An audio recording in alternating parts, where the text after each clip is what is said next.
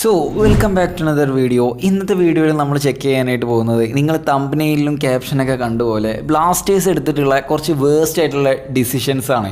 ഇതിൽ ഒരുപാട് താരങ്ങൾ ഉൾപ്പെടുന്നുണ്ട്. സോ നമ്മൾ കുറച്ച് താരങ്ങൾ മാത്രം വെച്ചിട്ടാണ് ഇതൊരു പാർട്ട് 1 പാർട്ട് 2 എന്ന് പറയുന്ന രീതിയിലുള്ള ഒരു വീഡിയോ ആക്കി വിടാനാണ് ഉദ്ദേശിക്കുന്നത്. സോ ഇതിൽ ഞാൻ പറയാത്ത നിങ്ങൾക്ക് അറിയുന്നതായിട്ടുള്ള താരങ്ങളുണ്ട് എന്നുണ്ടെങ്കിൽ അടിയിലൊന്ന് കമൻറ്റ് ചെയ്യുക. ഇനി നമുക്ക് നേരെ വിഷയത്തിലേക്ക് വരാം. കേരള ബ്ലാസ്റ്റേഴ്സിൽ ഒരുപാട് താരങ്ങൾ കളിച്ചിട്ടുണ്ട്. അത് വിദേശ താരങ്ങളായാലും ഇന്ത്യൻ താരങ്ങളായാലും ഒരുപാട് നല്ല സ്കിൽഫുൾ ടാലൻറ്റുകളായിട്ടുള്ള താരങ്ങൾ കളിച്ചിട്ടുള്ള ഒരു ക്ലബ്ബാണ് കേരള ബ്ലാസ്റ്റേഴ്സ് എന്ന് പറയുന്നത്. പക്ഷേ മാനേജ്മെൻറ്റിൻ്റെ ഇരട്ടത്താപ്പുകൾ കൊണ്ട് മാത്രം ക്ലബിൽ നിന്നും ചിലപ്പോൾ ഒഴിവാക്കേണ്ടി വന്ന അതല്ലെങ്കിൽ ക്ലബിൽ നിന്നും പടിയിറങ്ങി പോകേണ്ടി വന്നിട്ടുള്ള കുറച്ച് താരങ്ങൾ. ആദ്യത്തെ നമ്മുടെ താരം എന്ന് പറയുന്നത് ഇന്ത്യൻ താരമാണ്. ഒരുപാട് താരങ്ങൾ ഉണ്ടായത് കൊണ്ട് തന്നെ ഞാൻ ആദ്യം ഇന്ത്യൻ താരങ്ങളെ വെച്ചിട്ട് ചെയ്യാമെന്ന് വിചാരിച്ചിട്ടുണ്ടായിരുന്നു. സോ ഫസ്റ്റ് താരം എന്ന് പറയുന്നത് ഇത്തവണ നമ്മൾ ലോൺ അടിസ്ഥാനത്തിൽ പഞ്ചാബ് എഫ് സിയിലേക്ക് കൊടുത്തിട്ടുള്ള, അതായത് വിട്ടുകൊടുത്തതല്ല, ഈ കൊല്ലം നമുക്ക് വന്നിട്ടുള്ള നഷ്ടങ്ങളിലൊന്നാണ് നിഹാൽ സുധീഷ് എന്ന് പറയുന്നത്. സോ ഇപ്പോൾ കേരള ബ്ലാസ്റ്റേഴ്സിൽ പന്ത് തട്ടിക്കൊണ്ടിരിക്കുന്ന രാഹുൽ KPയെയും നിഹാൽ സുധീഷിനെയും ഐമനെയും അതുപോലെ അസറിനെയൊക്കെ കൂട്ടിച്ചേർത്ത് കഴിഞ്ഞാൽ നമുക്ക് ഏറ്റവും കൂടുതൽ ബെനിഫിറ്റ് ഉള്ള ഒരു കളിക്കാരെന്ന് പറയുന്നത് നിഹാൽ സുധീഷ് തന്നെയായിരിക്കും. സ്വാഭാവികം പഞ്ചാബ് എഫ് സി ഇപ്പോൾ താരത്തിൻ്റെ മാർക്കറ്റ് വാല്യൂ എന്ന് പറയുന്നത് 60 ലക്ഷമാണ്. മാർക്കറ്റ് വാല്യൂ എന്ന് പറയുന്നത് പഞ്ചാബ് എഫ് സിയുടെ തുറുപ്പ് ചീട്ടായിട്ട് അവരുടെ അറ്റാക്കിങ്ങിന് മൂർച്ച കൂട്ടിക്കൊണ്ടിരിക്കുന്നത് നിഹാൽ സുധീഷ് എന്ന് പറയുന്ന താരം തന്നെയാണ്. ബ്ലാസ്റ്റേഴ്സിന് എതിരെയായിട്ടുള്ള മത്സരത്തിന് ശേഷവും അവർ മറ്റൊരു മത്സരത്തിന് ഇറങ്ങി അതിൽ ഗോളടിച്ചു. ഒഡീഷയ്ക്കെതിരെ ഗോളടിച്ചിട്ടുള്ളത്, ആദ്യ ഗോൾ പിറന്നിട്ടുള്ളത് നിഹാൽ സുധീഷിൻ്റെ കാലിൽ നിന്നാണ്.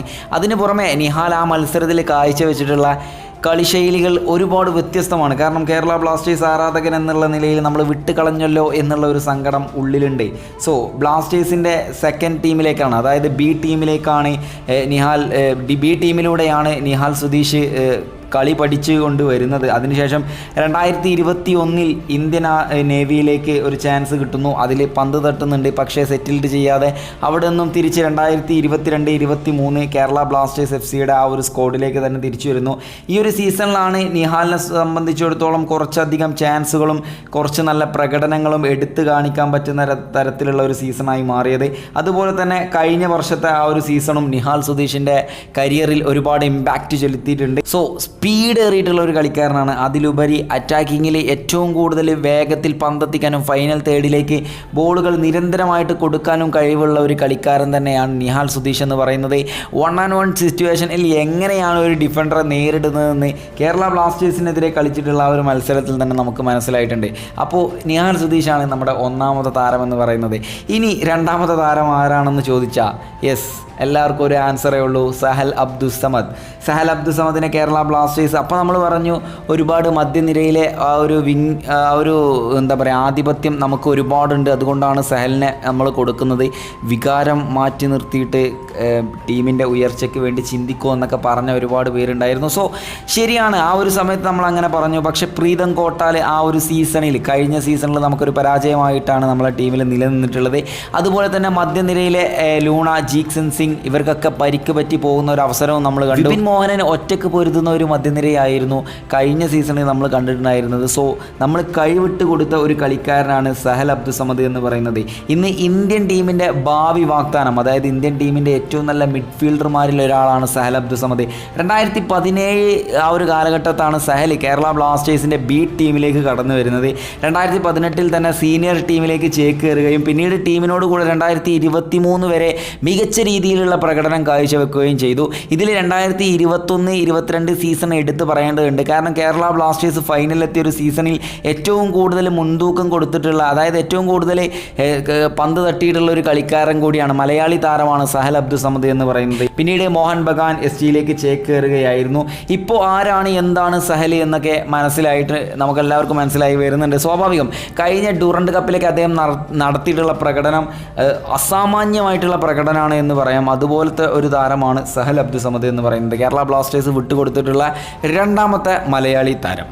ഇനി പറയാൻ പോകുന്ന ഒരു താരം പറയുന്നത് കേരള ബ്ലാസ്റ്റേഴ്സിൽ നിന്നും പോയി ഇന്ന് ഏറ്റവും നല്ല സക്സസ്ഫുൾ ഇന്ത്യൻ താരങ്ങളിൽ ഒരാളായി മാറിക്കഴിഞ്ഞ മഹേഷ് സിംഗ് നവോറം എന്ന് പറയുന്ന താരമാണ്. മഹേഷ് സിംഗിനെ സംബന്ധിച്ചിടത്തോളം ഇന്നും ബ്ലാസ്റ്റേഴ്സ് ആരാധകരെ ഒരു വിങ്ങലോട് കൂടി കണ്ടുകൊണ്ടിരിക്കുന്ന ഒരു കളിക്കാരനാണ്.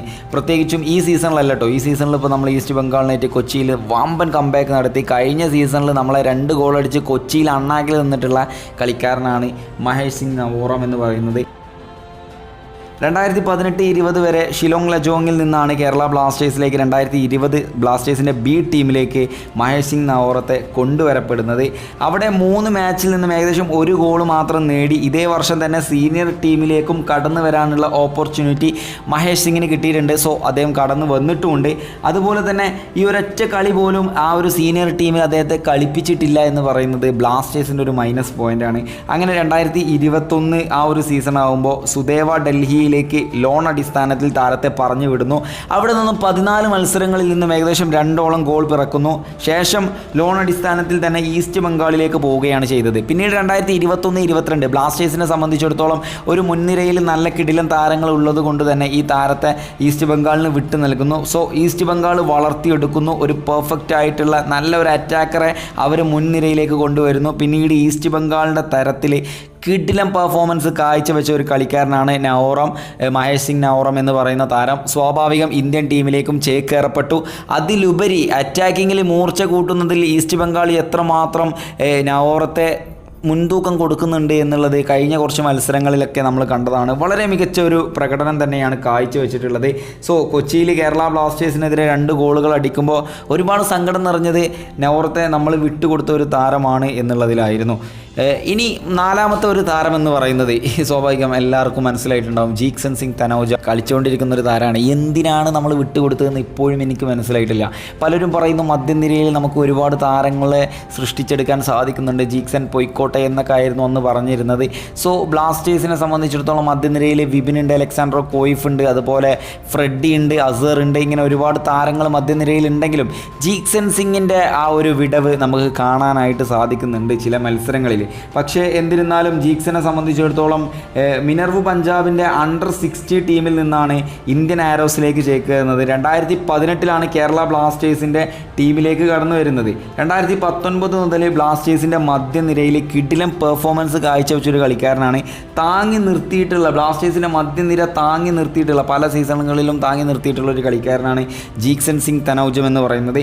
2024 നമ്മൾ ഒരാവശ്യമില്ലാതെ ഈസ്റ്റ് ബംഗാളിലേക്ക് കൊടുക്കുന്നു. നമ്മളിങ്ങനെ വളർത്തിയെടുക്കുന്നു, എന്നിട്ടാണ്ട് കൊടുക്കുന്നു. അതാണ് സംഭവിച്ചിട്ടുള്ളത്. സ്വാഭാവികം നമ്മൾ ഒരുപാട് ദുഃഖിക്കേണ്ടി വരും എന്നെനിക്ക് തോന്നുന്നു. കാരണം ജീക്സൺ സിംഗ് ഒക്കെ യുവതാരമാണ്, നല്ല രീതിയിൽ ഫുട്ബോൾ പന്ത് തട്ടുന്ന താരമാണ്, മധ്യനിര തൻ്റെ കാൽ കീഴടക്കി ഭരിക്കുന്ന ഒരു താരം തന്നെയാണ്. ഈസ്റ്റ് ബംഗാളിനായിട്ട് നമ്മൾ ജയിച്ചു എന്ന് വിചാരിച്ച്, കംബാക്ക് അടിച്ച് ജയിച്ചു എന്ന് വിചാരിച്ച് ജീക്സൺ സിംഗിൻ്റെ തട്ടൊന്നും താന്നിരിക്കൂല എന്ന് കരുതുന്നു.